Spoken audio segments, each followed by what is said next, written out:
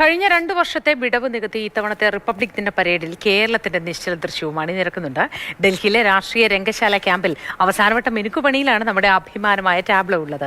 ആത്മനിർഭർ കേരള എന്ന പ്രമേയത്തിൽ information and public relations വകുപ്പിന്റെ ആശയത്തിൽ പിറന്ന നിശ്ചല ദൃശ്യവും ഒപ്പം മറ്റ് ചിലതും റിപ്പബ്ലിക് ദിനത്തിൽ പുറത്തിറങ്ങുന്നതിന് മുന്നേ തന്നെ നമ്മൾ ഒരുമിച്ചിതാ കാണാൻ പോകുന്നു.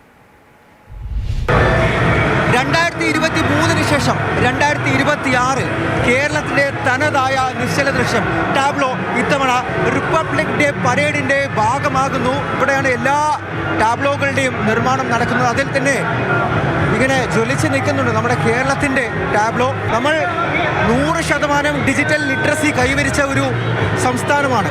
പുറകിലേക്ക് വന്നു കഴിഞ്ഞാൽ ഇവിടെ വാട്ടർ മെട്രോ ആണ്. വാട്ടർ മെട്രോയെ സംബന്ധിച്ച് ഇന്ത്യയിലെ തന്നെ ആദ്യത്തെയാണ് നമ്മുടെ കേരളത്തിൽ ഇപ്പോൾ ഉള്ള പൂർണ്ണമായിട്ടും വൈദ്യുത ശക്തിയിൽ ഓടിക്കൊണ്ടിരിക്കുന്ന വാട്ടർ മെട്രോ. അതിൽ തന്നെ നേരിട്ട് മെട്രോ ആയിട്ടുള്ള കണക്ടിവിറ്റി നമ്മുടെ സംസ്ഥാനത്തിൻ്റേത് എന്നുള്ള കാര്യം ഉറപ്പിച്ച് പറയാൻ പറ്റും. നമ്മുടെ സംസ്ഥാനത്തിൻ്റെ എന്ന് അവകാശപ്പെടുത്തി പറയാൻ പറ്റുന്ന ഒരു കാര്യമാണ് വാട്ടർ മെട്രോ. കേരളത്തിൻ്റെ നിശ്ചല ദൃശ്യം കർത്തവ്യപഥിലൂടെ പോകുന്ന സമയത്ത് നീ കാണുന്നവരെല്ലാവരും അതിൽ ഒരു ഭാഗമായിരിക്കും.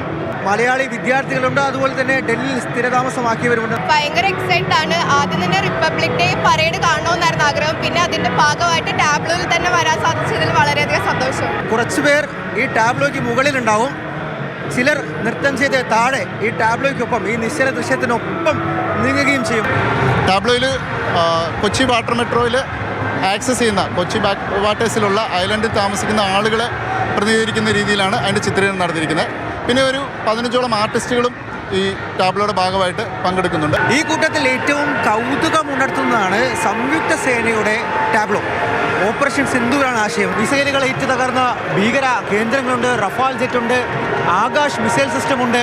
നമ്മുടെ ഉരുക്കുകോട്ടയായിട്ടുള്ള S-400 മിസൈലുകൾ നമ്മുടെ രാജ്യത്തിൻ്റെ ആകാശത്ത് നെടുന്തൂണായി നിന്ന നമ്മുടെ അതിർത്തികൾ കാത്ത മിസൈലുകൾ ഓരോന്നും ഇവിടെയുണ്ട്. ഭീകര കേന്ദ്രങ്ങൾക്ക് മീതെ നമ്മൾ നടത്തിയ പ്രഹരം, അതിൻ്റെ ഒരു നേർചിത്രം അതുപോലെ തന്നെ പകർത്തി എഴുതി വെച്ചിട്ടുണ്ട്. ഇന്ത്യൻ ഡിഫൻസ് ഫോഴ്സിൻ്റെ ഈ 3 സേനകളുടെയും സംയുക്തമായിട്ടുള്ള ഈ ടാബ്ലോ എന്ന് പറയാൻ സാധിക്കും. ഏറ്റവും കൂടുതൽ കൗതുകം ഉണർത്തുന്നതും ഇത് തന്നെയാണ്.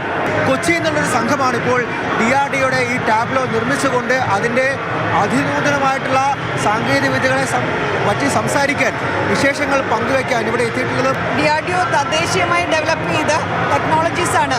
അതായത് ഇന്ത്യൻ നേവൽ സബ്മറൈൻസിൻ്റെ കോമ്പാറ്റ് കേപ്പബിലിറ്റി ഇൻക്രീസ് ചെയ്യാൻ വേണ്ടിയിട്ട് പലതരത്തിലുള്ള ടെക്നോളജീസ് ആവശ്യമാണ്. അതിൽ ഏറ്റവും ക്രിട്ടിക്കലായിട്ടുള്ള 3 ടെക്നോളജീസാണ് ഇവിടെ കാണിച്ചിരിക്കുന്നത്.